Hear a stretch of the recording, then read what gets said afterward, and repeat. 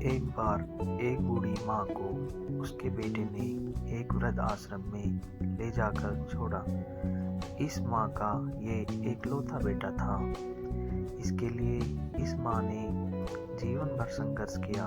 इस बेटे के लिए जो सब कुछ किया जो एक माँ को करना चाहिए या माँ कर सकती है, और आज भी अपने बेटे को किसी भी तरह की परेशानी ना हो इसलिए आश्रम में रहने के लिए भी तैयार हो गई।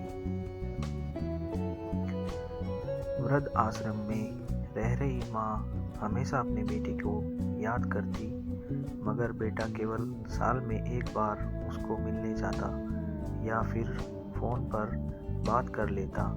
कई साल बीत गए। वृद्ध आश्रम में बेटे को एक दिन फोन आया। उन्होंने कहा, बेटा जल्दी से आश्रम आ जा के अपनी माँ से मिल लो, वो बहुत सीरियस है। बेटा जब अपनी बीमार माँ के पास पहुँचा तब वह अपनी आखिरी सांसें गिन रही थी।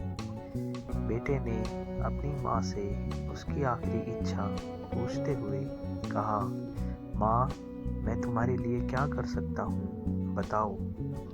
माँ ने कहा, बेटा इस आश्रम में गर्मी और मच्छर बहुत ज़्यादा हैं। यहाँ पर कुछ पंखे लगवा देना।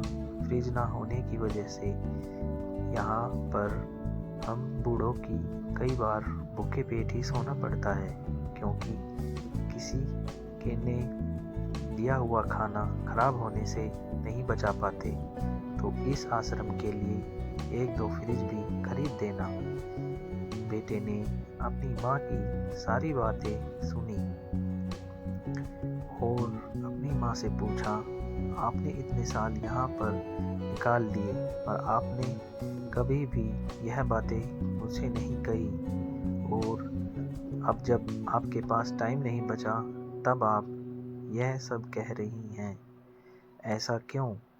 माँ ने बेटे का जवाब देते हुए कहा, बेटा मैंने गर्मी, भूख और पीड़ा सहन कर ली, लेकिन मुझे पता है जब तेरे बच्चे तुझे यहाँ छोड़कर जाएंगे तब तू यह सहन नहीं कर पाएगा।